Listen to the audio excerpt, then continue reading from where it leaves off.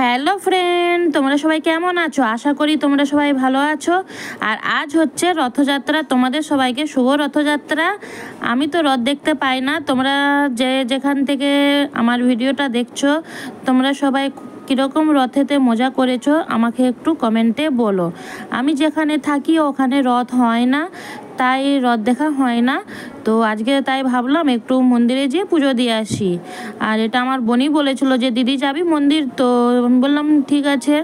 আর আমাদের এখানে সামনেই শিব মন্দির আছে।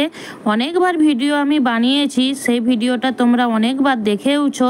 তো চলো আর একবার নতুন করে ভিডিওটা বানাই। আজকে যেহেতু রথযাত্রা স্পেশাল ভিডিওটা হচ্ছে, তো আমরা দু বোনে পৌঁছে গেছি। আর এখানে আমরা ফুলের ডালি নিয়ে নিচ্ছি, কেননা শিব মন্দিরে পুজো দিয়ে জন্য এখান থেকে ডালি না নিলে চলবে না।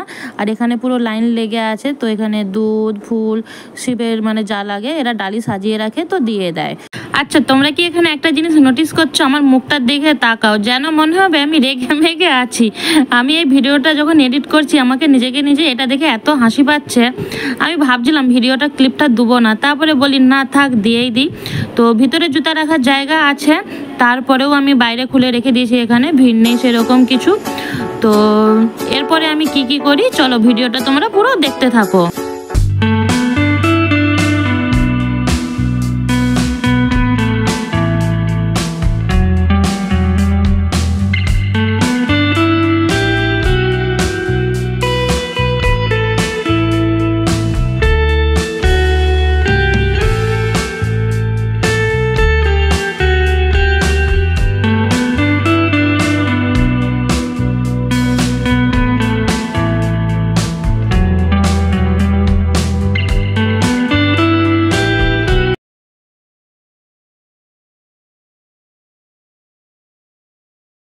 আচ্ছা, তোমরা কি ভিডিওটাতে কিছু একটা নোটিস করেছো? করনি হয়তো, আমি বলে দিচ্ছি। দেখো, আমরা হচ্ছে মেয়েরাই বেশিরভাগ পূজা করি, তাই না? কিন্তু এখানে দেখো মেয়ের থেকে ছেলের ভাগটা বেশি আছে। কেননা আমি যখনই মন্দিরে আসি মেয়ের ভাগের থেকে ছেলের ভাগটা আমি এখানে বেশি দেখি।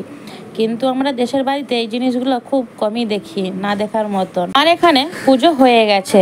তারপর দেখো এখানে কতগুলো শিবলিঙ্গ আছে, অবশ্য আমি এখনো গুনে দেখিনি। তো এখানে আমি সব শিবলিঙ্গেতে জল চড়াবো।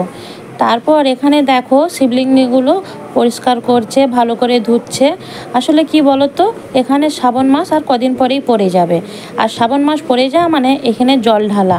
এখানে হরিদ্বারকে সবাই জল আনতে যাবে, তারপরে বড় করে উৎসব হবে। তাই এখন থেকেই সব জিনিসের তৈয়ারি চলছে।